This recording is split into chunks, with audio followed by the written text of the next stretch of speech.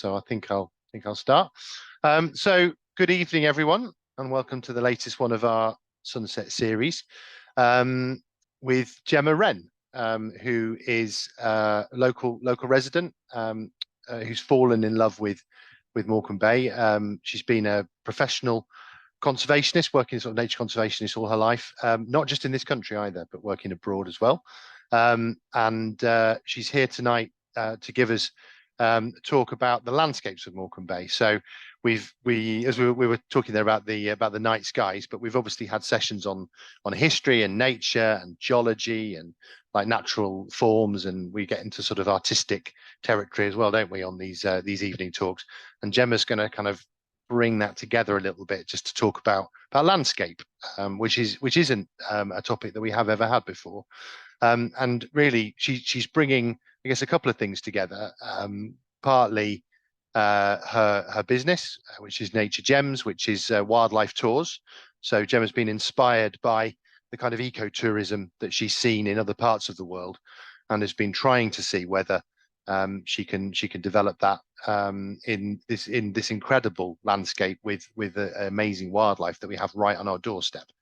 But she's also a very, very sort of high quality ecological consultant as well. She's a member of the Chartered Institute of Ecologists and Environmental Managers, and actually works at a really high level. Not that she's going to talk about it tonight, and probably won't like me sharing it, but things like the nature recovery strategy for England's national parks and stuff like that. Yeah, we're very lucky to have her as a friend of Morecambe Bay Partnership, and I'm really looking forward to hearing what she's got to say.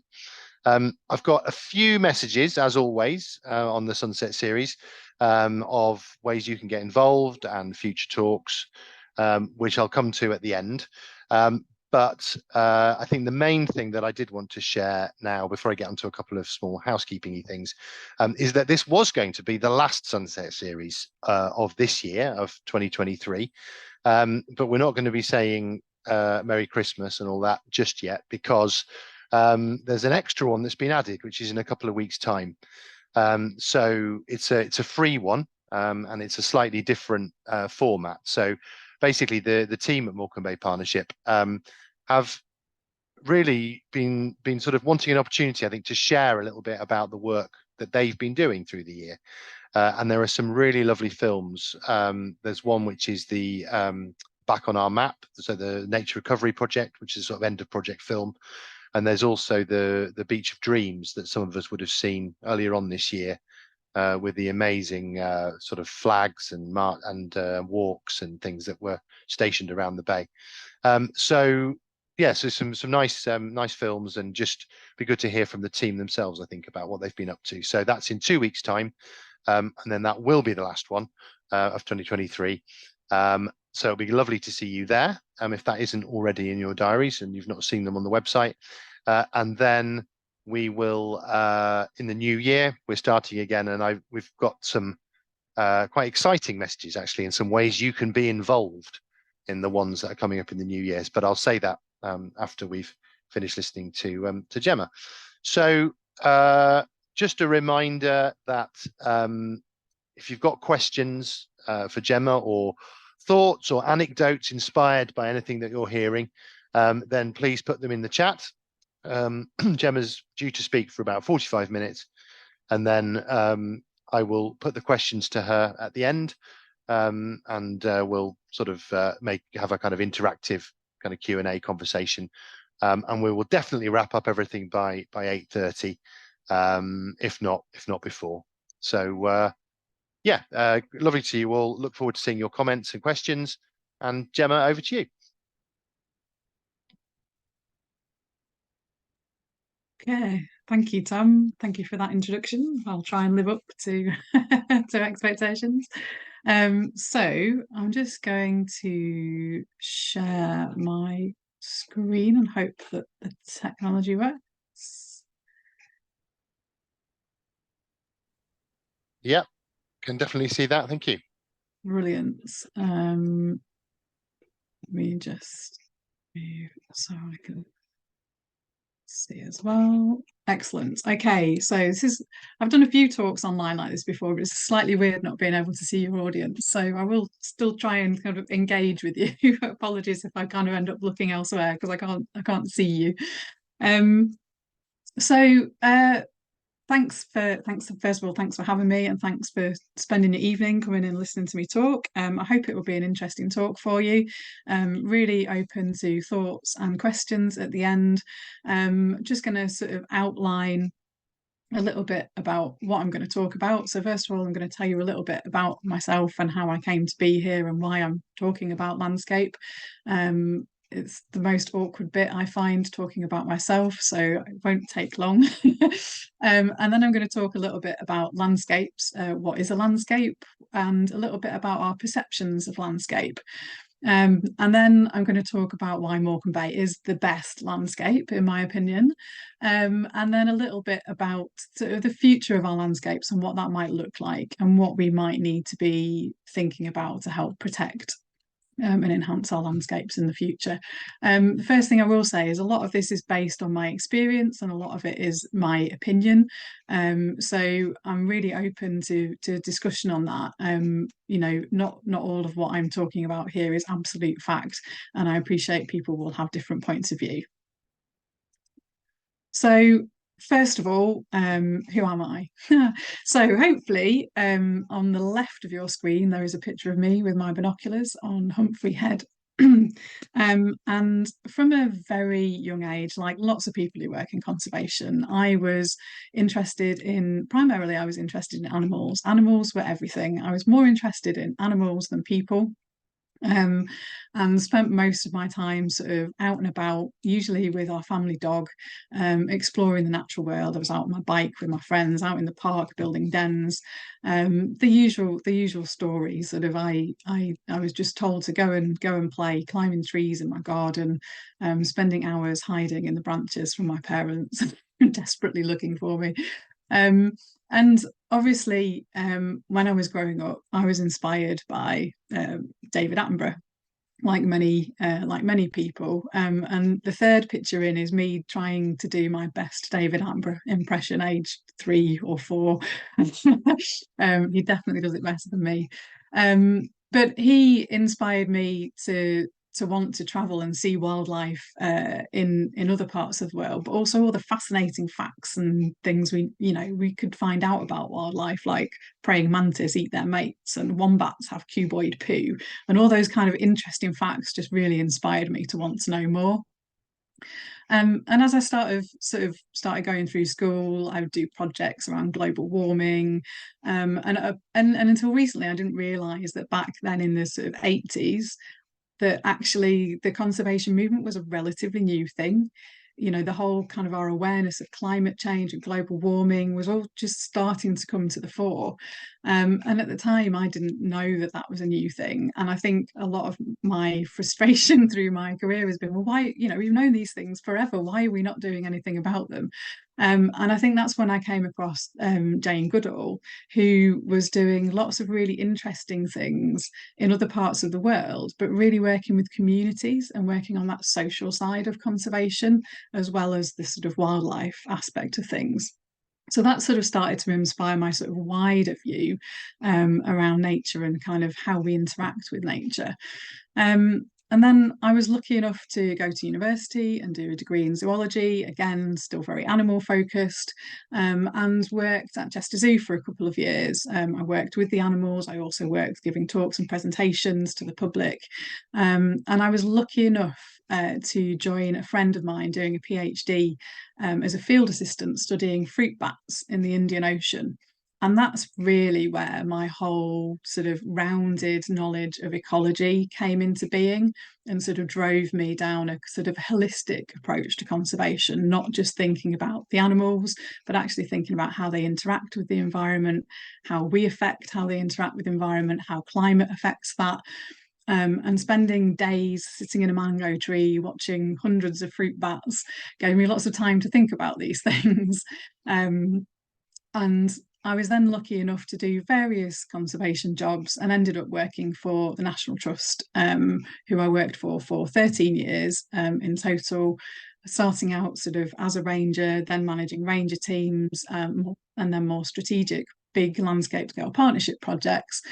And then 3 years ago, almost 3 years to the date, I took voluntary redundancy from the trust during COVID, and set up on my own. And the main reason for doing that was to set up Nature's Gems, which Tom mentioned before, which was really about connecting people with the nature of Morecambe Bay specifically. I do sometimes get asked to do stuff in other parts of the country, but really for me Morecambe Bay is the special place. And having worked around the bay, I used to manage the ranger team around the bay, and working with other organisations who were also managing sites, we always had an idea that there was an opportunity to showcase the bay to more people, and to foster a care for the bay that wasn't necessarily there either locally or from visitors. So this had always stuck in my head, and that's where Nature's Gems grew from. It was an opportunity for me to try and see if developing sort of an ecotourism offer around the bay would be something that we could benefit from. But one of the key things within that is about giving back to the bay. So for all the income that comes through Nature's Gems, 5% of that goes directly back to the sites that we use for the tours to support conservation work. And that for me was a really important part of the ecotourism story. It's not just about people coming and seeing, but actually giving back and contributing to what's here. And in time, I hope this will grow. It's a relatively small concern at the moment. It's basically me giving wildlife tours, half day or full day tours around the bay. It's brilliant. I love it. The feedback I get from people is fantastic, and it brings me a lot of joy. Doesn't bring me a lot of income right now, but that's fine, because I also have Wren Consulting, which is my consultancy business. And as Tom says before, that's more of a kind of high level strategic support for organisations and landowners, looking at landscape scale nature recovery projects, but really looking at a holistic approach. So for me, it's about people and the environment. We have to work the two together, but also sort of developing those projects in a way that brings people together from different aspects of the environment and from the landscape. So for me, landscapes are a really important part of my everyday work, the landscape of Morecambe Bay, and sort of showcasing what we have, but also bringing people together in a holistic approach to help protect and manage those landscapes into the future. So that's enough about me. We're going to talk about landscapes and Morecambe Bay from now on. So what is a landscape? Well, there are lots of different meanings and contexts to landscape, and for a long time landscape's been typically considered sort of a visual thing. What do we see? It is the landscape. And actually for me, a landscape is much more multi-layered than that. And if you look at the European Landscape Convention, defines landscape as an area as perceived by people whose character is the result of the action and interaction of natural and human factors. So a landscape is not just about what we see, but it's what's within it. It's how we shape it, how the natural environment shapes it, and a whole load of other social and environmental aspects that impact it. So often we think of a landscape as the landform. I like to think of a landscape as form and texture, and the texture for me is what's within the landscape, and that's largely what I'm going to talk about today. So landscapes are sort of, more complex than just what we see. So just a quick definition of landscape. So it's from an Anglo-Saxon word, landskip or landscape, and it's something which people belong to and is shaped by people. So it's just important to keep that in mind, that the landscape is not just about the form, it's how it's shaped within that form. So our value of a landscape is dictated by our perception and experience of that land.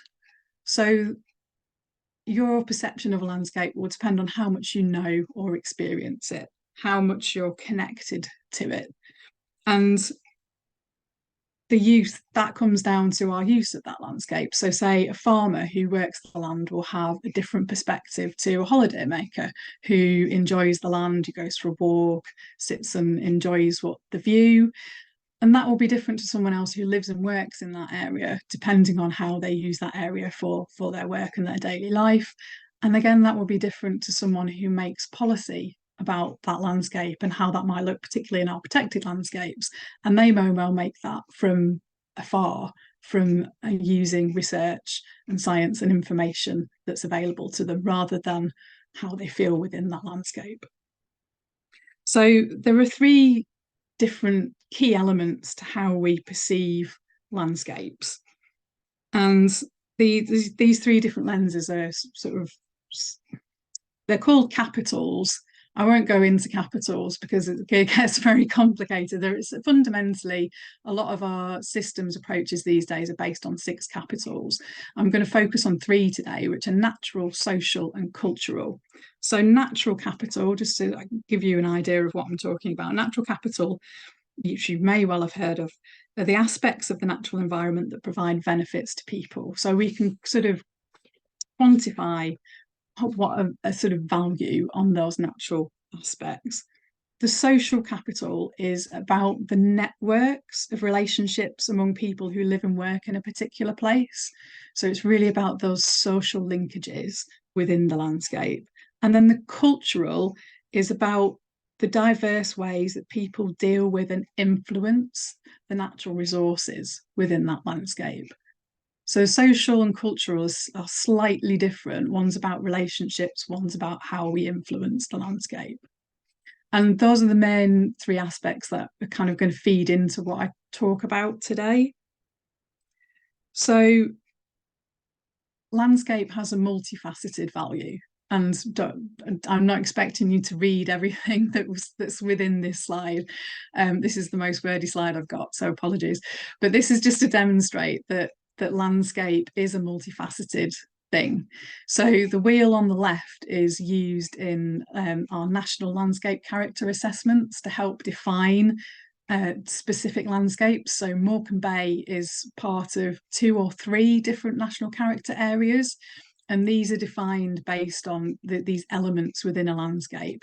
And as you can see, there's quite a lot of different elements in there that dictate what that looks like. And then the figure on the right-hand side is taken from the European Landscape Convention that I talked about earlier, that sort of defined what we think of and see as landscapes across.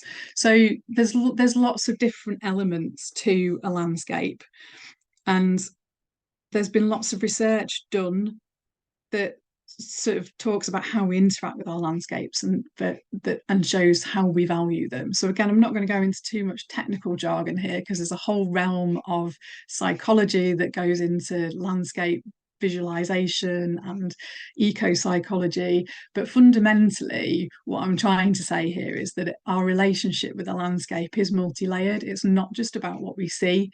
So it might be about how we use that land. Who owns that land? Do we own it, or does somebody else own it? That dictates our emotional connection to it. Does it have memories?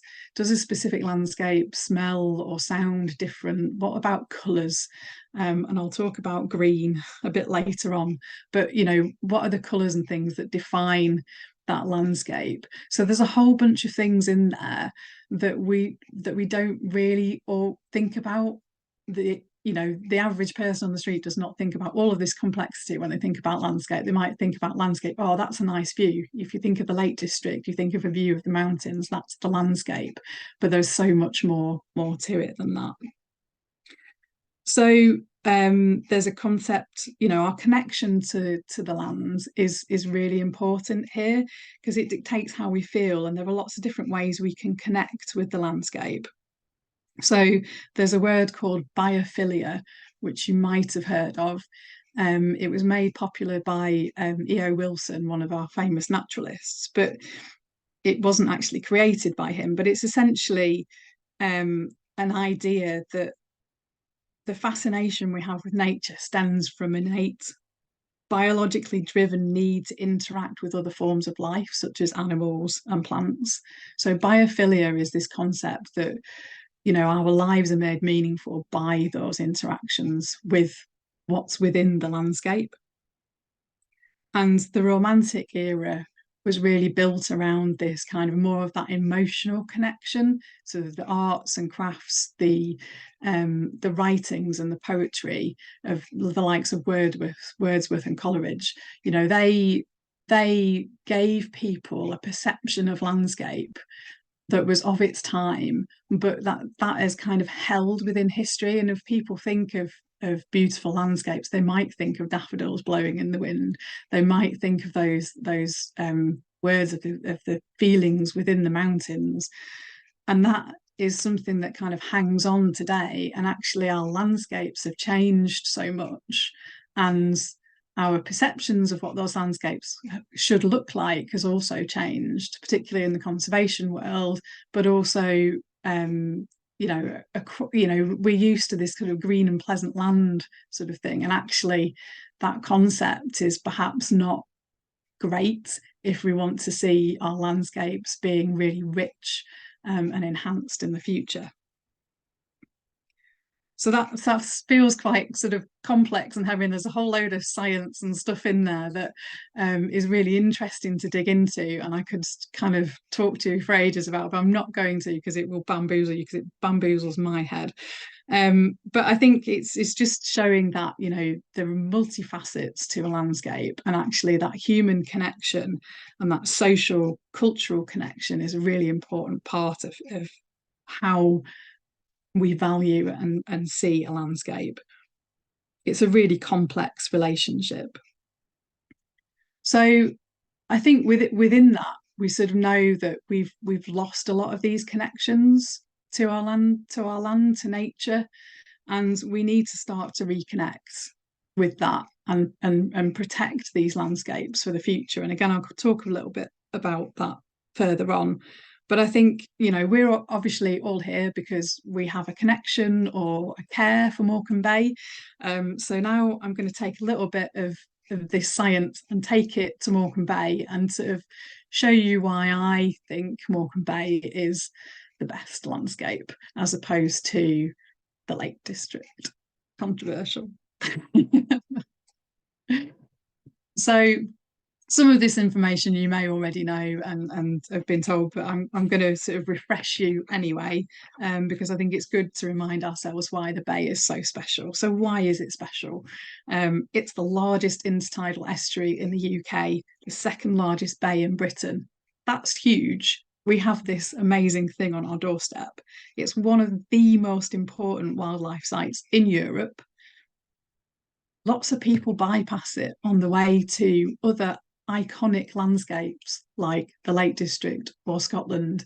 They just drive past and don't even know it's there. For me, I like to think of it as nature's frontier, and apologies to anyone who's heard me say this before, but I think the bay it really is our nature's frontier within the UK. It's that north-south divide in the country where we get this unique mixing of species that you don't find anywhere else, because you get lots of species at the southern edge of their range or at the northern edge of their range, and they're in this melting pot in the middle, which is what we get to benefit from. 250,000 birds breed or pass through the bay every year. 250,000 birds. I don't know exactly how many species, but a lot. It's the most important area in the north of England for butterflies. We've all seen all the images of beautiful butterflies, and it's host to 2/3 of Britain's flowering plant species. 2/3 in this little strip in the middle of the country. Amazing. It's also because of the bay itself, it's a really dynamic landscape. Every day is different, the view is different, the bay is different. Every day something is different, the light's different. And it's also home to this huge buzz of conservation work and research because of the variety of things that we have here. And it's really important that we maintain that and keep that happening, because we have in the past changed our landscape, and it's really important that we continue to manage it, to protect the key elements that are there. So the Bay is an amazing place. I like to sort of break it down into sort of two different things. So I like to think of the seven wonders of the Bay, which are the habitats of the Bay, the texture of the Bay, as I like to think of it, and then the Morecambe Bay Big Five. So I'm just going to go through some of the reasons why these things make Morecambe Bay that amazing landscape that absolutely beats any other landscape in the UK, hands down. So the seven wonders of the Bay. So first of all, let's take woodlands. We all love our woodlands. The woodlands around the Bay are predominantly semi-natural ancient woodlands, which means there has been woodland there for a long time. It might not be the same as the woodland that was originally there, but there's still woodland there. A lot of our woodlands have a huge amount of texture within them because they're still managed. They're not managed for the same reasons that they were managed back in the day. So originally woodlands would have been coppiced for tools, for fuel. These days we coppice them to maintain the habitat and enhance it for a whole range of different wildlife. So you walk through a woodland around the Bay, and typically you'll see wildflowers, you'll see young trees, you'll see middle-aged trees, you'll see old trees, you might even see some ancient trees. You'll see a whole host of butterflies, you'll see a whole range of different woodland birds. And that is the texture within the woodland. And then you go beneath the ground and you think of all the fungal connections within the woodland. And because you've got a variety of different tree ages and tree species within that woodland, you also have a really huge variety of fungi and microorganisms within the soil, which help protect and connect that system so that it functions really well. Compare that to a plantation woodland in the Lake District. I'm sorry, I am Lake District bashing. There are some beautiful places within the Lake District, but it's an easy comparable example for where we are in locality. So think of a plantation woodland, all the trees are the same age, there's barely anything growing on the ground. If you walk into that woodland, do you hear any bird song? Do you see any butterflies? Probably not. Hence why the woodlands around Morecambe Bay are the best. Moving on to grassland, the next sort of biggest asset we have around the Bay is limestone grassland. So often, you know, in our home environment, we will stick loads of nutrients into our garden to grow more flowers. But actually, the majority of our native flowers prefer alkaline soils. So we have a huge asset around the Bay that is underpinned by limestone in that those soils are alkaline. And that's why we get a huge variety of plants growing in the grasslands. They don't all just happen by chance. A lot of the reason why our grasslands are so varied is because the soils aren't very rich. So they're not great for growing things on. They're not great for growing a monoculture of grass. They're not great for growing crops. So we've maintained a lot of our grasslands because they weren't suitable for turning into intensive uses, which again is great for us. And it is a bit of a story across the Bay Area as well. You know, when we move on to the next habitat, wetlands, you know, wetlands are not easy habitats to work with. They want to be wet all the time, and it's very difficult to stop them from being wet. So, you know, wetlands are a huge lifeblood for our wildlife. They're great sources of standing water. They're great sources and protectors of carbon, particularly our peatland wetlands. And they're a really great buffer in our coastal areas for managing excess water and protecting other areas from flooding. So moving on to limestone pavements. As again, I said, you know, limestone underpins the fabric of the land around the Bay. And limestone pavement is quite a unique feature. I was really surprised until I suppose I grew up in Lancashire, largely, and spent quite a bit of time in the Yorkshire Dales and around this area. So limestone pavement to me was just a thing that we have. I took a group out on a tour 2 years ago, and they were absolutely blown away by limestone pavement because they'd never seen it before. They lived in London, and they'd never seen limestone pavement, and I was just amazed. And again, we kind of take some of these things for granted because they're on our doorstep. But obviously, limestone pavements are a unique habitat. The clints and grikes mean we get a unique variety of wildflowers and ferns, particularly growing within that landscape, because we get this unique microclimate. Sand dunes. Okay, there's not loads of sand dunes around the bay, but if you look at Barrow and further down towards the Wyre, we have some fantastic sand dune habitats, particularly around the Duddon estuary. The picture here is of Sandscale Hawes or Ron Head, if you're a local. And the habitats, the sand dune habitats around the bay are still very dynamic. They still have quite a lot of open sand, so they do change every day. And that is really what makes these sand dune habitats special. Quite a lot of our sand dune habitats around the rest of the country have become covered in marram grass due to an excess of nutrients. That marram grass then holds the sand together, and that might seem like something we would want to do to protect the soil or the sand, but actually in a sand dune habitat we really want it to be mobile, and we want it to move around because that's what makes it interesting. We get different plants growing in sandy areas than we do in the grassed areas, and in wet areas and dry areas. So that dynamic habitat is really, really important. Then moving on to rivers. Rivers might seem something we don't necessarily think about when we think about the bay, but we have 4 main rivers that flow into the bay. And then that really important lifeblood connection to the hinterland. You know, what comes out of those rivers from higher up in the catchment affects the bay and affects what happens within the bay. But it's also a really strong connection for the migrating fish like salmon and otters. Really important for those. So a lot of the otters will kind of live in and around the rivers, and then but spread out to sort of the edges of the bay when the conditions are right. So rivers are a really important aspect of the bay.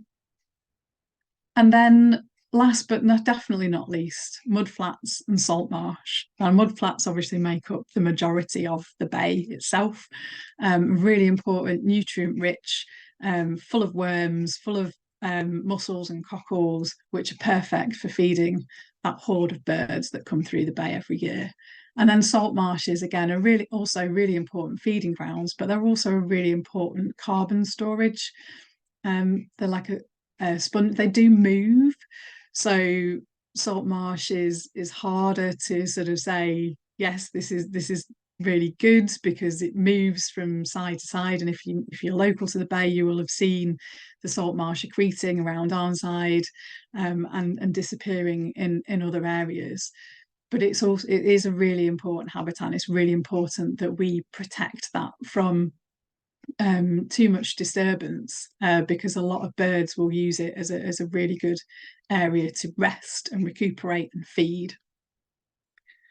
So I guess the thing about the Seven Wonders is that they are all very different habitats and all provide very different niches for different wildlife, for different plants.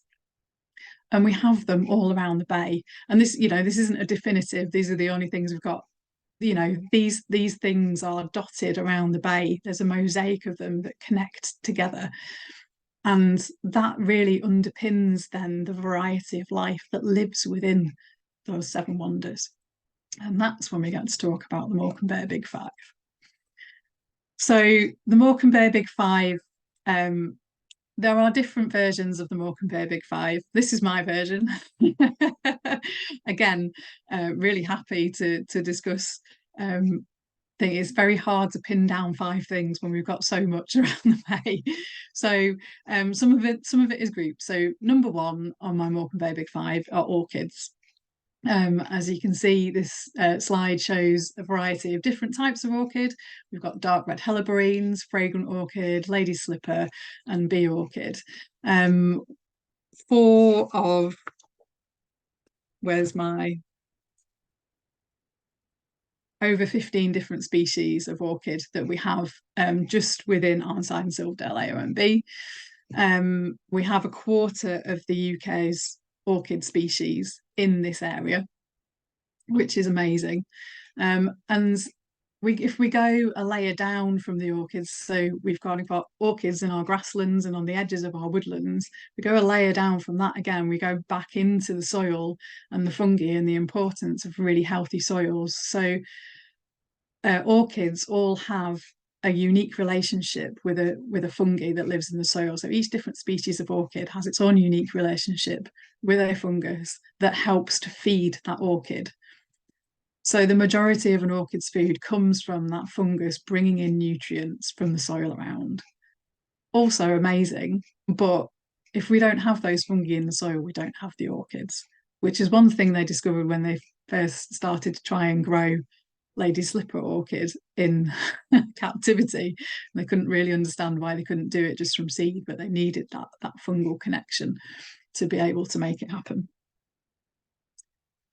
Next, on the big five, butterflies. We can't ignore the butterflies. We have 34 species out of 59 species in the UK in the Morecambe Bay area. Some of those are really rare. Some of those are only populations at the southern extreme or northern extreme of their range.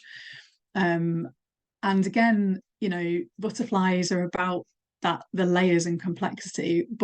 Each butterfly will lay its egg on a different food plant for its caterpillar.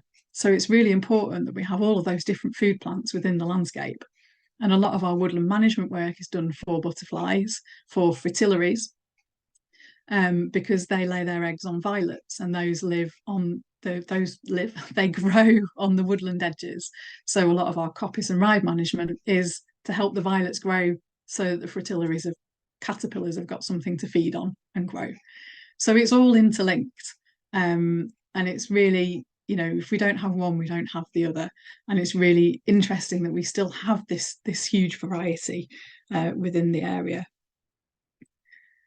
Next is I have to group this as mammals now, because originally it was grey seals were number 3 on the big five, because we have the only grey seal colony in Cumbria and Lancashire, and that's like expanding all the time, which is amazing. I worked on South Walney over 10 years ago, and there were about 50 seals at the time, and now there are over 300.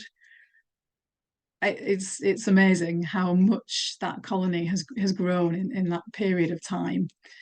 But this has kind of expanded into mammals because I can't ignore the dormouse, and I'm afraid the hazel dormouse is fighting with the grey seal for its spot in the big five, largely for the reintroduction project that's been happening within Arnside and Silverdale, which I've been lucky enough to be a volunteer on, which is just so exciting to see these little dormice really thriving, particularly in the habitat of gate barrows, which again has this fantastic habitat of hazel coppice that has been created by us, but would have naturally, we never would have naturally been there because it's always been created by humans. But before the dormice disappeared, when the woods were coppice, the dormice would have been there. They've been lost, and now we've put them back, and they are thriving. They're making their own natural nests. They're incredible.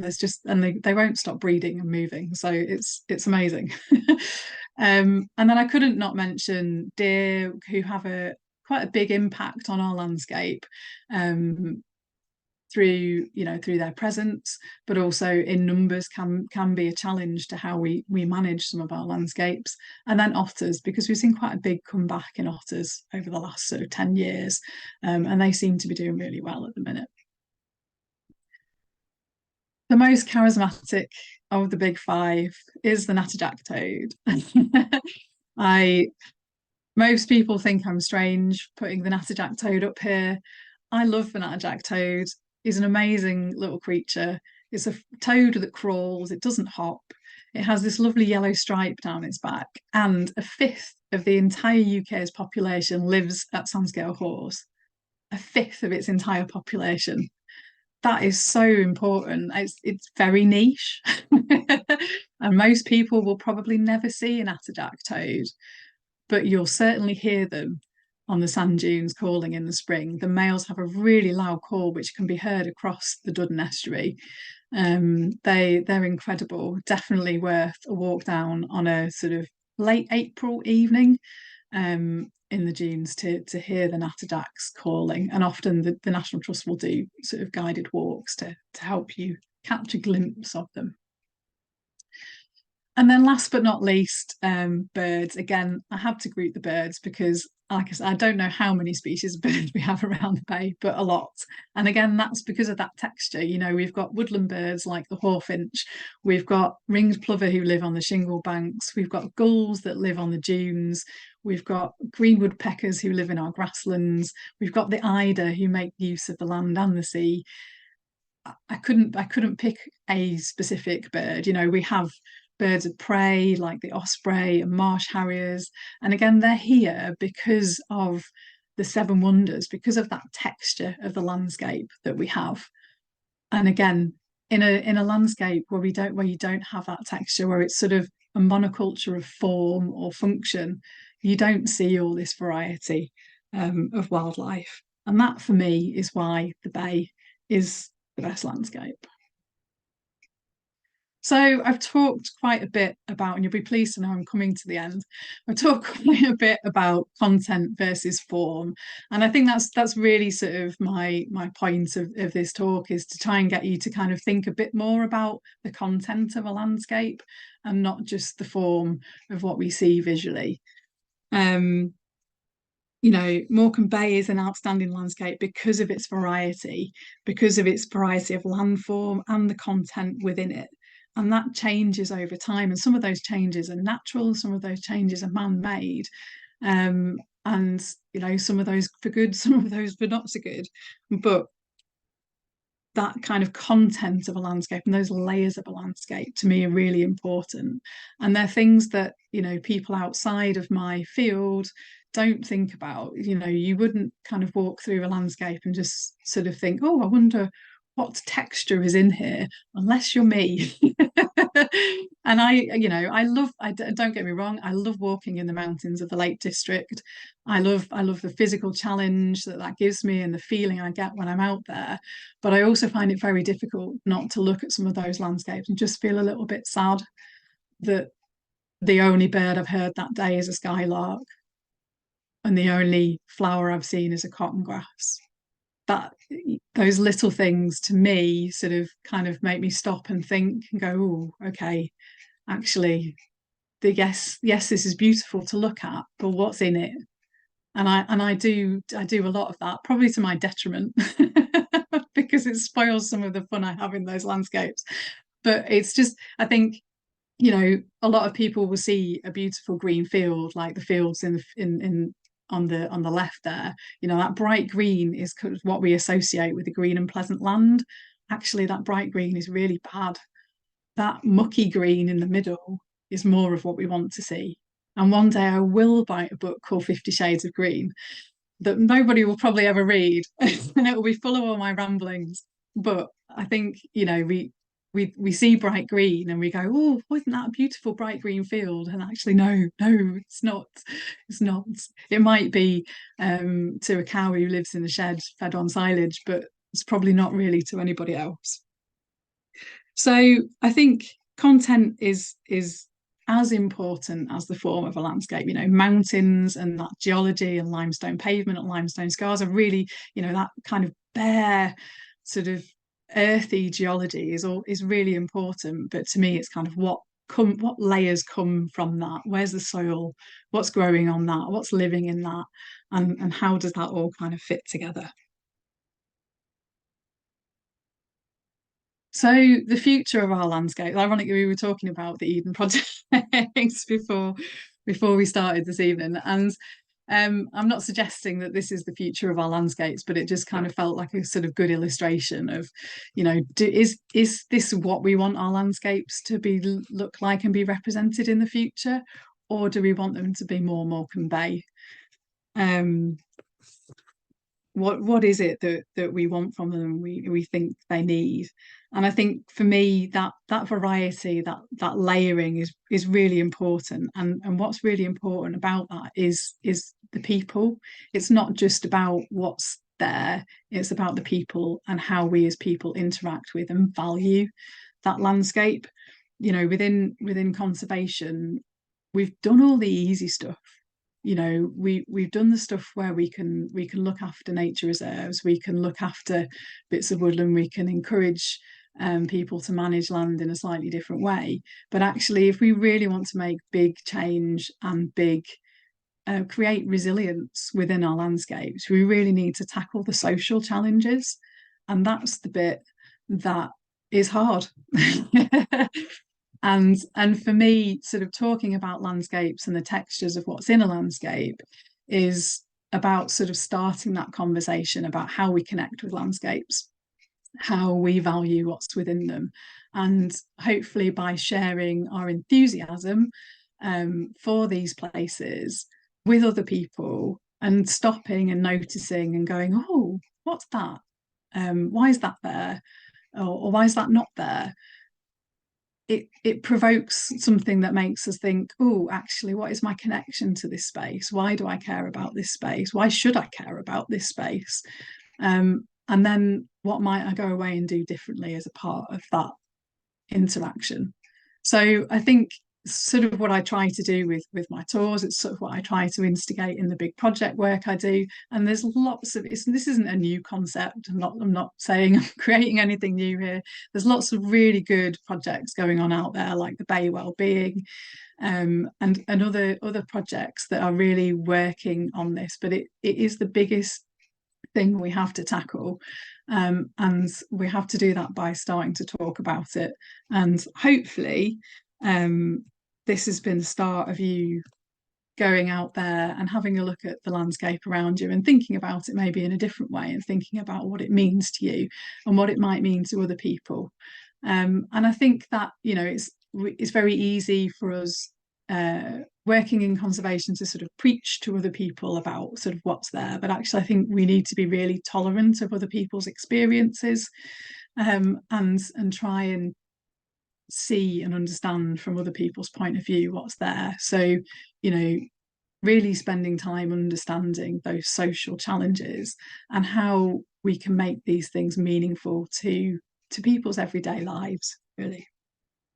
So last slide.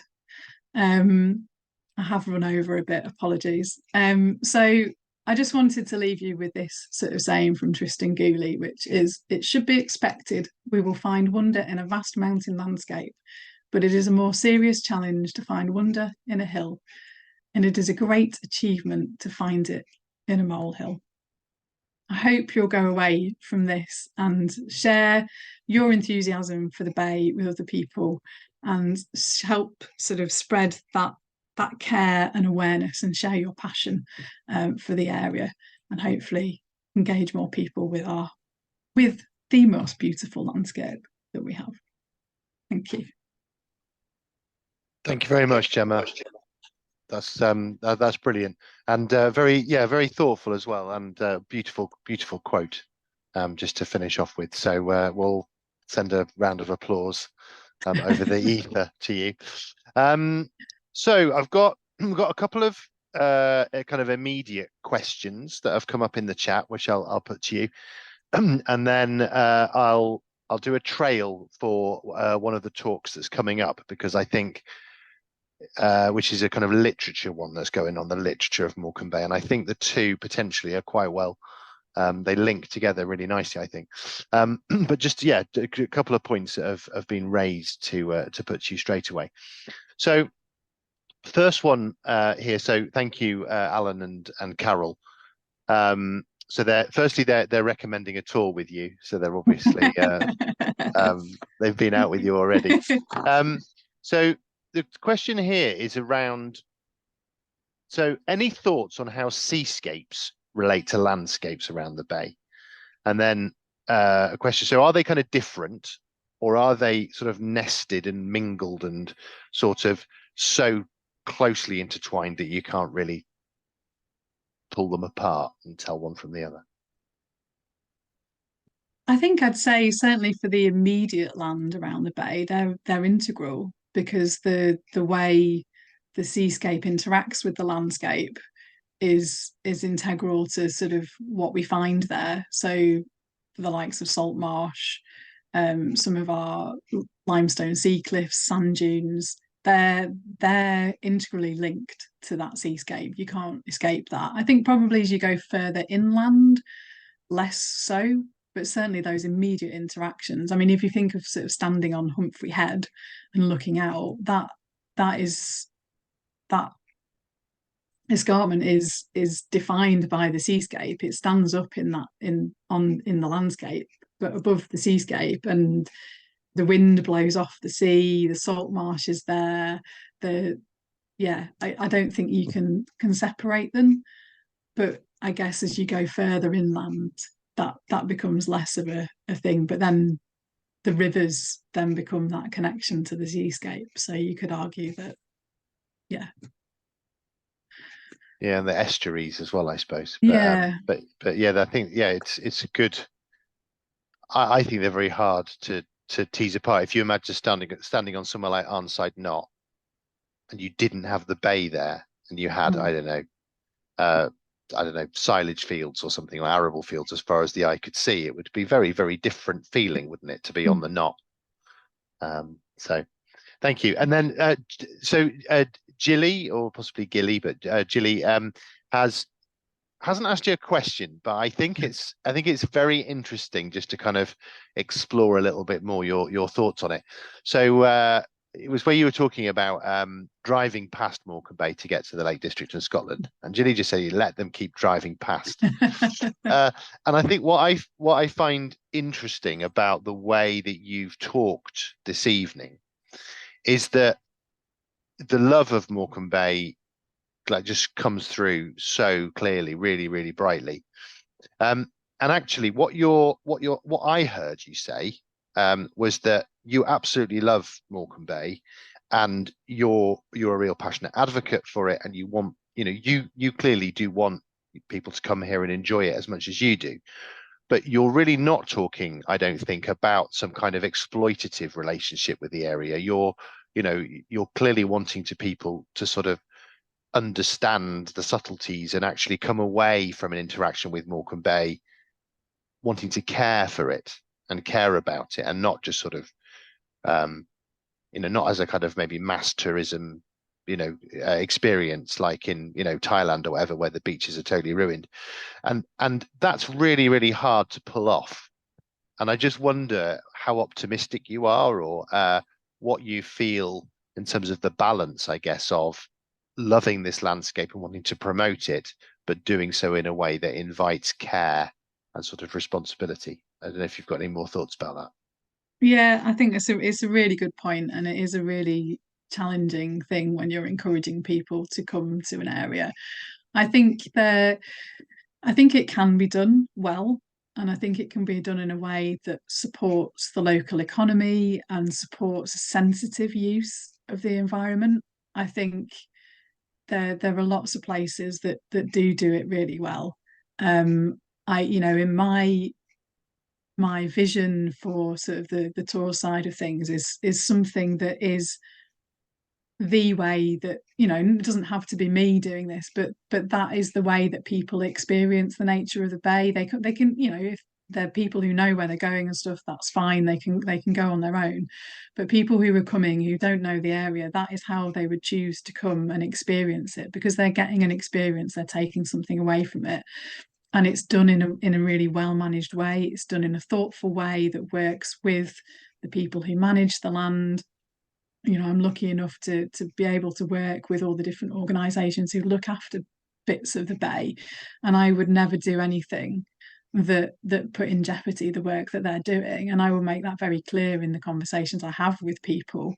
I appreciate that not everybody would take that approach.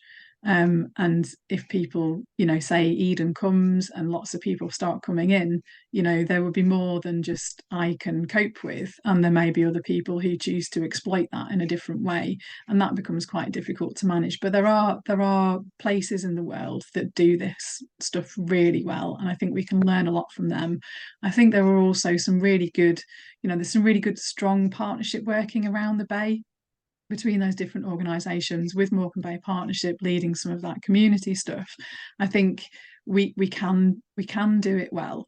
It will take time and effort, but we could do it really well if it comes to that. The draw of the Lake District will always be there. We're not going to appeal to everybody. We're not going to appeal to the people who want a beach holiday. We're not going to, it's a different appeal to perhaps a slightly different audience of people who want to enjoy the outdoors but experience it a little bit more. Yeah, thank you. Just read this question here. So around 350,000 people are actually resident around the Bay, but many don't engage or connect particularly with our shared landscapes. How can landscapes and all the textures in them be made more relevant to people who have no interest? It's a really good question. And something that is tackled on a daily basis by various different organisations. I think it is hard, and I think particularly in the light of where we are today with cost of living crisis and things, it's not at the forefront of people's mind. It almost feels like a luxury to be able to appreciate these places, but it doesn't need to be. And I think that's, it's slowly working with communities to sort of show them the benefits that they can get, even if that's 5 minutes walking somewhere different. It doesn't need to be a big thing, but it's about people knowing how that's relevant to their day-to-day life. And actually, if they've got a lot of problems, if they're struggling for money, if they've got lots of other needs, finding 5 minutes to go for a walk is probably not on the top of their list, but actually the benefits they would get from doing that are way beyond that 5 minutes. So it's things like the Bay Wellbeing Project, like I said before, they're doing some really great stuff in that space, engaging with people who've never engaged. We need more of that, but obviously the resources to deliver that are probably our biggest challenge. Yeah. Good. I had a question for you, but then you kind of answered it actually, which was going to be around because the AONBs are now changed their names to national landscapes, and I might come back to it after I've done the trail for the other Morecambe Bay Partnership events. But I think what you said there about the romantic poets, I think is really, really fascinating. And there's like a whole talk in that, isn't there? About the fact that actually what a relatively small number of people did and wrote about 200 years ago, give or take 50 years kind of either side, has framed our whole approach to sort of what is beautiful and what isn't beautiful. And I find it fascinating that so many of our protected landscapes are either uplands or coasts. Like there's almost nothing, is there? There's like the New Forest, but there's like almost nothing that isn't either coastal or upland because of what they wrote about and the places that they went and where they had houses. And yeah, like a whole approach has really been framed by that. And I think what I love about your focus on the colors and the textures is it feels in some ways like a bit of an antidote to some of that stuff, I think, because a lot of it was about them, wasn't it? It wasn't really about the certainly the the wildlife, which they kind of took for granted because it was common, and then it vanished like years later. But the link with the romantic poets, I think is interesting because I've heard it said that for a landscape that inspires such passion, like those of us on this call tonight, there are relatively few famous artists from Morecambe Bay, relatively few famous writers, famous musicians, and as you said, such a huge part of our bird populations, wildflower populations, and numbers of species, and it's remarkable that it hasn't attracted more artistic sort of interest in a way. unlike, you know, the Lake District, where you're sort of drowning in like famous writers and poets. So I'm kind of making a bit of a link here, because on the 27th of February, Morecambe Bay Partnership Sunset Series is going to be about, it's called Reading the Bay, with a local writer called Sarah Hymas, that some of you might know. And Sarah has actually asked us for a little bit of preparation. So what she's going to be doing is she's going to be talking about the sort of the power that Morecambe Bay's had on writing in particular, like over the centuries. And so she's looking for some favorite writings from the supporters of Morecambe Bay Partnership that she can share on that evening. So if you've got any writers that you're particularly drawn to who have written about the Bay, poems, Bill Shannon shared with us a couple of talks ago some quite obscure writings about Morecambe Bay that have kind of been lost really in the mists of time. So it can be poetry, it could even be poetry that you've written yourself, or writing. Then please send it in to us, because we'd love to know about them, and then Sarah can actually use some of what you're sharing to stitch into her talk. So this is both a trail for her talk, but also you can be involved if you've got things that you particularly want to talk about. So yeah, so that's the one on the 27th, and then while I'm about it, we've also got one in January. So the end of January, on Tuesday the 30th, Going to the Sand by Tessa Bunny, and that's a photographic one. So that is again really links in very well, I think, to some of what Gemma's been talking about tonight. So she's actually gone around photographing a lot of rural life, and I think has captured through photography some of the interactions between people and the landscape. So the kind of cultural layer that Gemma was talking about of landscape. And although she's taking photos of people and their dependency on the land and on the sea, sort of across the country and around the world, she's particularly going to be talking about work she's been doing with the Morecambe Bay fisher community. So the images and stories of the people who have worked the bay itself and drawn a living from the bay. So I love how all these talks sort of fit together, and they give us this kind of sort of fractured view, kind of multifaceted view of the bay, that when you stitch them all together, it gives you some sense of what it is when you add them together. So I think those will hopefully be two fantastic talks that yeah, just build on the themes that Gemma and all our other speakers have presented to us. I already did the trail for 12th of December, which is the Morecambe Bay Partnership team talking, and then a couple of other trails just before we come back to Gemma. The first thing is that there's a beach clean tomorrow at Hess Bank. If anyone lives on the south side of the bay and fancies going out there, that's at 9:30. So there's that, and then the other bit, which some of us are really excited about, is that Morecambe Bay Partnership, as part of the Love Morecambe Bay project, have developed a range of basically kind of Christmas presents that you can buy for all your friends and family. So we're trying to spread the word about them, and it's so nice being chair of Morecambe Bay Partnership sometimes, because they really are genuinely gorgeous. And there's a link that's been put up, and just the quality of like the artwork. These are not kind of sort of like tacky low quality stuff. It's really, really nice, and it is the kind of stuff that you will want, and you will want your friends to have, and you will want to wear them and go around with them and be proud. And it's lovely to say that and really mean it, rather than having to kind of, oh no, I've got to talk about flogging stuff. It's not that at all, because it really is amazing, and the team, I think, have put a fantastic range of stuff together. So I know that that's gone out on the website, and I know it's in the newsletter, but just a reminder about those. Thank you. So Gemma, now that I've done the marketing for Morecambe Bay Partnership, I'll just come back to you. Jilly here, she says about the grand tour, and actually I know like the viewing stations that there were in the Lake District. So actually it was almost this kind of the picturesque, wasn't there? There was kind of the Georgian movement, and then the Victorian Grand Tour, and it was all very, very Lake District focused, and they just bypassed the bay, and so now, 19 million tourists a year just follow in their footsteps. Just wonder, have you got any more thoughts about like why are we so like almost enslaved by such a tiny group of people and what they told us to do 200 years ago? It does seem remarkable, doesn't it?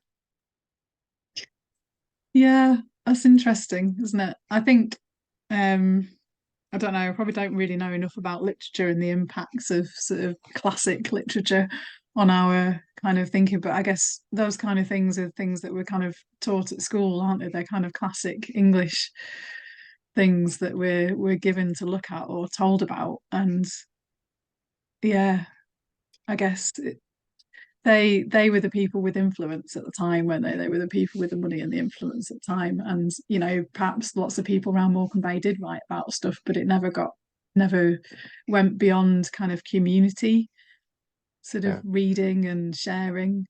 And I think that's probably the case for a lot of literature. Is it stays within a community, or it was stories that were told as opposed to things that were written down because people didn't have the means Mm, to write stuff down. yeah, Um, yeah, that's a very fascinating take on it. Yeah, yeah, and so it kind of didn't spread into the masses in the mm, way that the kind of written word and guidebooks did.